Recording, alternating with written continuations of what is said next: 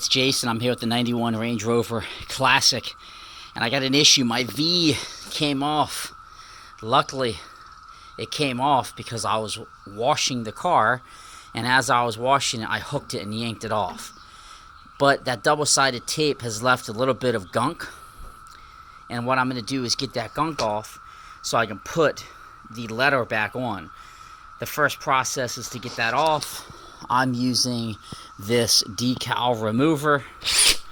I'm going to change the speed, obviously, and you're going to basically hit it, and that will supposedly get it off. So let me go ahead and adjust the speed.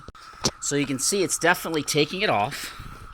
I'm going to need both hands, but let me just do a little bit more and I'll show you.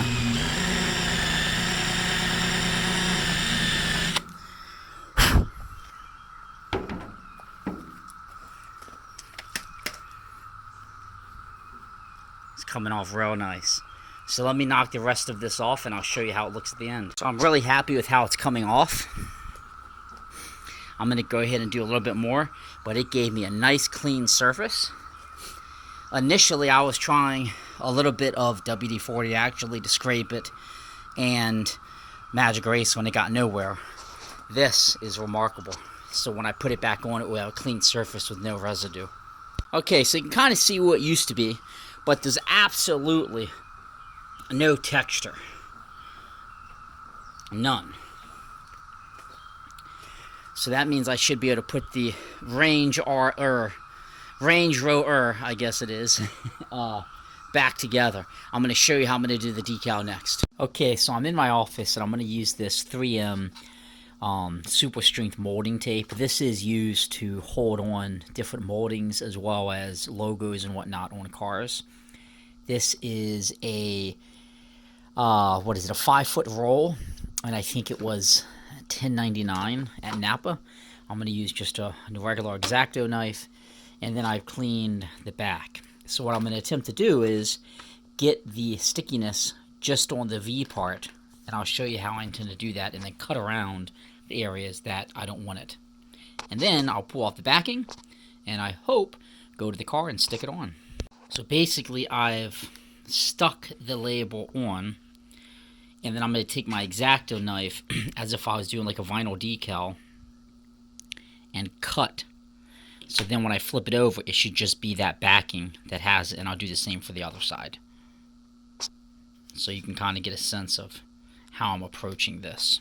So you can see what I've done. I've cut it, and then that enables me to pull away exactly the excess, so then it's only stuck behind the actual V.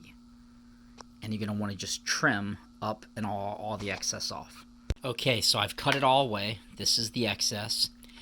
Using one of these mats is really helpful because it actually lets you cut into the mat. Let me zoom out a little bit. And it self-heals. So you can see there's a lot of cuts in here, but that lets you really get a firm cut on that. So then on the back, it's really nice. Now I just got to put another layer right here and follow that same process. It is nice and clean, and I want to put this on. Oh, wrong section. I want to put this on as clean and centered as possible, so it looks like it never came off. And I used a little bit of alcohol wipe to clean that area. Okay, and this is what the back's going to look like. And then I'm going to want to be very mindful to put it back on. I can kind of see an outline of where the old one was, which is going to help me. Because when they initially applied this, it was all one set. They didn't do letter by letter.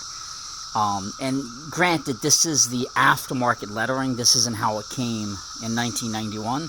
But I think it looks better than nothing. It's actually the same lettering that is on my 2007 L322. So let me stick this V on.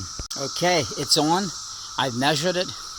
Everything is spaced exactly how you would expect it to be. And it looks like I'm good to go here. So I think it turned out pretty nice, all things considered. It's better, I guess, if I go with that view. I think it turned out pretty nice, and I was able to reuse the letter that fell off.